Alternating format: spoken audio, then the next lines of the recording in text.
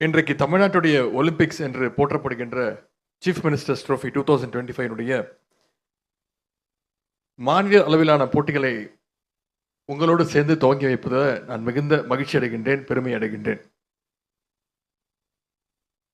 நம்முடைய அரசு அமைந்த பிறகு ஒவ்வொரு வருஷமும் இந்த சிஎம் ட்ரோஃபி போட்டிகளை, விளையாட்டு போட்டிகளை கிட்டத்தட்ட ஒரு திருவிழா போல நாம் கொண்டாடி அதை நடத்தி வருகின்றோம். இன்னும் பெருமையாக சொல்கிறோன்னா 2023 விளையாட்டுத்துறையினுடைய அமைச்சராக பொறுப்பேற்றதுமே நான் போட்ட முதல் கையெழுத்தே இந்த சிஎம் ட்ரோஃபி போட்டிகளை அதை எக்ஸ்பேண்ட் பண்ணி விரிவாக நடத்துறதுக்கான அந்த கையெழுத்து தான் நான் போட்ட முதல் கையெழுத்து. 2023 2023 கிட்டத்தட்ட 3 லட்சம் பேர் இந்த போட்டிகளில் பங்கேற்றாங்க, பார்ட்டிசிபேட் பண்ணாங்க. அது கொஞ்சம் கொஞ்சமாக வளர்ந்து இந்த வருஷம் மட்டும் சுமார் 16 லட்சம் பேருக்கு மேல இன்னைக்கு இந்த சிஎம் ட்ரோஃபில பங்கேற்க இருக்கின்றாங்க.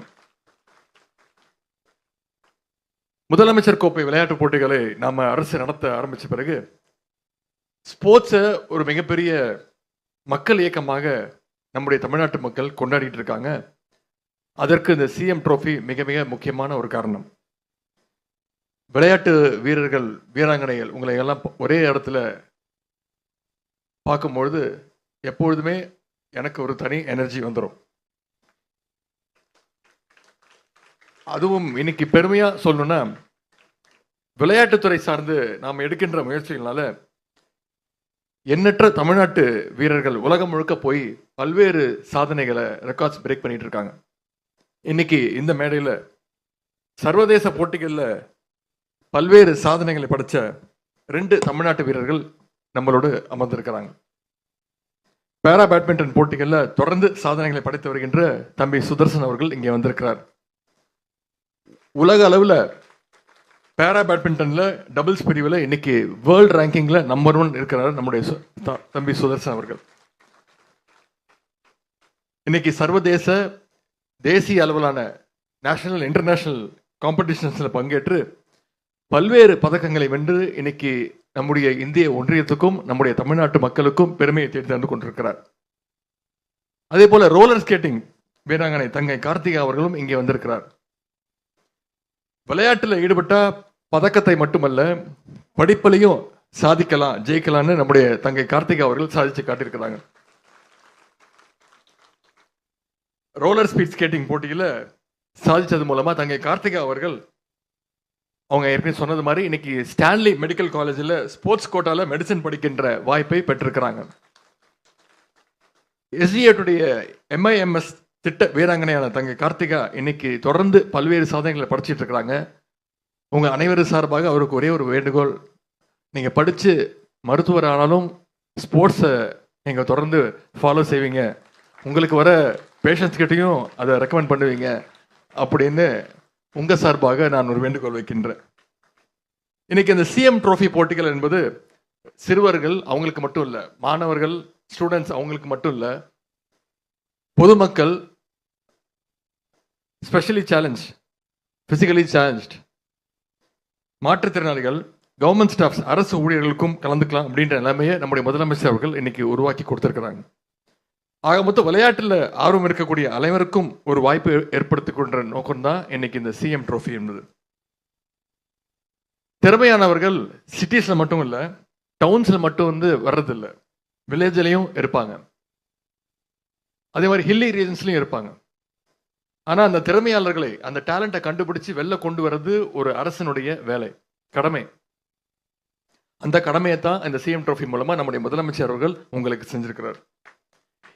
இன்னைக்கு இந்த போட்டிகளில் வெற்றி பெறுகளுக்கு பிரைஸ் மணி மட்டும், இன்சென்டிவ் மட்டும், பரிசு தொகையா 37 கோடி ரூபாயை நம்முடைய முதலமைச்சர் அவர்கள் ஒதுக்கி தந்திருக்கிறாங்கன்னா இந்த சிஎம் ட்ரோஃபிக்கு அந்த அளவுக்கு முக்கியத்துவம் கொடுக்கிறார் நம்முடைய முதலமைச்சர் அவர்கள். நம்முடைய அரசு அமைஞ்ச பிறகு சிஎம் ட்ரோஃபி மாநில அளவிலான போட்டிகளில் வெற்றி பெற்றா அந்த சான்றிதழ்கள், சர்டிபிகேட்ஸ் மூலமாகவும் 3% இடஒதுக்கீட்டின் கீழே அரசு வேலை வழங்க கணக்கில் எடுத்துக்கொள்கிறது நம்முடைய அரசு. இந்தியாவிலேயே முதன்முறையாக முதலமைச்சர் கோப்பை போட்டிகளை நடத்த கேம்ஸ் மேனேஜ்மெண்ட் சிஸ்டம் என்ற திட்டத்தையும் நம்முடைய அரசு பயன்படுத்திட்டு இருக்கு. இந்த சாஃப்ட்வேர் சிஎம் ட்ரோஃபி கேம்ஸ் சம்பந்தப்பட்ட அத்தனை விஷயங்களையும் லைவ்ல ஸ்ட்ரீம்லைன் செஞ்சுட்டு இருக்கோம். Winners list, players list, medal tally எல்லாத்தையும் நீங்க லைவ்ல ரியல் டைம்ல பார்க்க முடியும். எந்த நேரத்திலும் நீங்க செக் பண்ணிக்க முடியும். ஒரே வரியில சொன்னா சிஎம் ட்ரோஃபி போட்டிகள் இன்னைக்கு இன்டர்நேஷனல் ஸ்டாண்டர்ட்ஸ் லெவல்ல சர்வதேச தரத்தோட இன்னைக்கு வெளிப்படைத்தன்மையோட நடந்துட்டு இருக்கு. எனவே நீங்க எதை பத்தியும் கவலைப்பட வேண்டாம். உங்களுக்கு எல்லா வகையிலும் துணை நிற்க உதவி செய்ய நம்முடைய அரசு இருக்கிறது, நம்முடைய முதலமைச்சர் இருக்கிறாங்க, நம்முடைய துறை இருக்கின்றது. நமக்கு போதிய வசதி இல்லை, பிராக்டிஸ் பண்றதுக்கு வசதி இல்லை, கிராமத்திலிருந்து வரோம், நம்மளால ஜெயிக்க முடியுமா அப்படின்னு தயவு செஞ்சு நீங்க யாரும் நினைக்க கூடாது. நீங்க விளையாட்டு போட்டியில கலந்துகிட்ட பிறகு இல்ல, போட்டியில கலந்துக்கிறதுக்கு முன்னாடியே உங்களுக்கு உதவிடதான் தமிழ்நாடு சாம்பியன்ஸ் ஃபவுண்டேஷன் திட்டத்தை முதலமைச்சர் அவர்கள் துவங்கி வச்சாங்க. அதோட மட்டும் இல்ல, நீங்க பதக்கங்களை வென்று வந்தீங்கன்னா உங்களுக்கு கூடுதல் ஹை கேஷ் இன்சென்டிவ்ஸையும் நம்முடைய முதலமைச்சர் அவர்கள் கொடுத்திருக்கிறார். உதாரணத்திற்கு நேஷனல் கேம்ஸ்ல மெடல் அடிச்சவங்களுக்கு ஒரே மாசத்துல நம்முடைய முதலமைச்சர் அவர்கள் சில நாட்களுக்கு முன்பு ஹை கேஷ் இன்சென்டிவ்ஸை கொடுக்க உத்தரவிட்டார். பல மாநிலங்கள்ல நேஷனல் கேம்ஸ் நடந்து கிட்டத்தட்ட ஒரு வருஷம் ஆகுது, இன்னும் பல மாநிலங்கள்ல ஹை கேஷ் இன்சென்டிவ்ஸ் கொடுக்கல. ஆனா நேஷனல் கேம்ஸ் முடிஞ்ச ஒரே மாசத்துல நம்முடைய முதலமைச்சர் அவர்கள் தமிழ்நாட்டில் அன்று அத்தனை விளையாட்டு வீரர்களுக்கும் அந்த ஊக்கத்தொகையை வழங்கினார். இந்தியாவில் சாதாரண பின்னணியிலிருந்து வந்து விளையாட்டுல சாதிச்சவங்க இன்னைக்கு பல பேர் இருக்காங்க. இந்த மேடையில் ஒரே ஒரு உதாரணத்தை மட்டும் உங்களுக்கு நான் சொல்ல விரும்புகின்றேன். ஹிமா தாஸ் அப்படின்ற அத்லீட், ஓட்டப்பந்தய வீராங்கனை, உங்களுக்கு அத்தனை பேருக்கும் நிறைய பேருக்கு நிச்சயம் தெரிஞ்சிருக்கும். அசாம் மாநிலத்தில் உள்ள திங் அப்படின்ற ஒரு கிராமத்தில் பிறந்தவர், ஒரு விவசாயியுடைய மகள். டிஸ்ட்ரிக்ட்ல ஜெயிக்க முடியுமா அப்படின்னு தயக்கமா இருந்தாங்க. டிஸ்ட்ரிக்ட்ல ஜெயிச்சு காட்டினாங்க. அதுக்காக ப்ராக்டிஸ் பண்ணாங்க, பயிற்சி எடுத்துக்கிட்டாங்க. சரி, டிஸ்ட்ரிக்ட்ல ஜெயிச்சிட்டோம், ஸ்டேட் லெவல்ல நம்மளால கலந்துக்க முடியுமா அப்படின்னு யோசிச்சாங்க. ஸ்டேட் லெவல்லையும் தன்னுடைய முயற்சியினால சாதனைகளை படைச்சாங்க. டிஸ்ட்ரிக்ட் லெவல்ல முடிச்சாச்சு, ஸ்டேட் லெவல்ல முடிச்சாச்சு, அடுத்து நேஷனல் லெவல்ல இன்டர்நேஷனல் லெவல்ல சாதிக்க முடியுமான்னு யோசிச்சாங்க. அவங்களுடைய பயிற்சியும் திறமையும் இன்னைக்கு இன்டர்நேஷனல் போட்டிகளில் கலந்துக்க வச்சிருக்கு. 2018 நடந்த Finland world athletics under 20 championship போட்டியில் அவங்க கலந்துக்கிட்டாங்க. அந்த போட்டியில ட்ராக் ஈவெண்ட்ல கோல்டு மெடல் வென்ற முதல் இந்தியர் அப்படின்ற சாதனையை அந்த பெண்மணி 18 வயசுல படிச்சாங்க. அவங்க வாழ்ந்த பகுதியில அடிக்கடி வெள்ளப்பெருக்கு வந்துடும், நிறைய மழை பெய்யும். அந்த பகுதியை பெயரளவில் வளர்ச்சி அடையாத ஒரு இடமாக இருந்தது. ஆனாலும் ஹிமா தாஸ் தன்னுடைய கிராமத்துல தொடர்ந்து பிராக்டிஸ் பண்ணிட்டே இருந்தாங்க. பயிற்சிக்காக கிரவுண்டுக்கு போனா அன்னைக்கு பெஞ்ச மழையில ஃபுல்லா தண்ணி நிற்கும், மைதானம் முழுக்க ஆறு மாதிரி தண்ணி ஓடிட்டு இருக்கும். அப்படிப்பட்ட சூழலையும் அந்த சேற்றிலையும் சகதியிலும் ஓடி பயிற்சி பெற்றவங்க தான் ஹிமா தாஸ் அவர்கள். அவருடைய விடாமுயற்சியும் தன்னம்பிக்கையும் அவரை இன்னைக்கு வெற்றியை நோக்கி அழைத்து கொண்டு போயிருக்கிறது. இன்றைக்கு அந்த வீராங்கனை என்ன சொல்லி அழைக்கிறாங்க தெரியுமா? ஹிமா தாஸ்ங்க சொல்றதை விட அவங்க ஊர் பேரை சொல்லி டிங் எக்ஸ்பிரஸ் அப்படின்னு அவங்களுடைய ஊர் பேரை சொல்லி அவங்கள அழைக்கிறாங்க. இன்னைக்கு ஹிமா தாஸ்னால வடகிழக்கு மூலையில் அடையாளமே இல்லாம இருந்த திங் அப்படின்ற அந்த இன்னைக்கு சின்ன ஊர் இன்னைக்கு திங் எக்ஸ்பிரஸ் அப்படின்னு சொல்ற அளவுக்கு அவங்களுடைய சொந்த ஊருக்கு அவங்க புகழ தேடி கொடுத்திருக்கிறாங்க. இதன் மூலமா ஹிமா தாஸ் இன்னைக்கு அசாம் மாநிலத்தில் ஸ்போர்ட்ஸ் கோட்டாவில் போலீஸ்ல பணியாற்றுகின்ற வாய்ப்பையும் அவர் பெற்றிருக்கிறார். ஸ்போர்ட்ஸை பொறுத்த வரைக்கும் இது மாதிரி இன்னைக்கு ஏராளமான இன்ஸ்பிரேஷன்ஸ் உண்டு. இங்க வந்திருக்கக்கூடிய மேடையில் அமர்ந்திருக்கக்கூடிய இந்த 2 பேர் உட்பட இங்க வந்திருக்கக்கூடிய நீங்க அத்தனை பேருமே உங்களுடைய டேலண்ட் இன்னைக்கு அத்தனை பேருக்குமே மிகப்பெரிய ஒரு இன்ஸ்பிரேஷனா நிச்சயமா அமையும். எனவே நீங்க உற்சாகமா தொடர்ந்து உங்களுடைய பிராக்டிஸ் பண்ணுங்க, பயிற்சி எடுங்க. ஒவ்வொரு மாசமும் இம்ப்ரூவ்மெண்ட் காட்டுங்க. நீங்க ஃபோக்கஸ்டா செயல்படணும். சோசியல் மீடியாவில் அது நிறைய டிஸ்ட்ராக்ஷன்ஸ் வரும், அது கஷ்டம்தான்.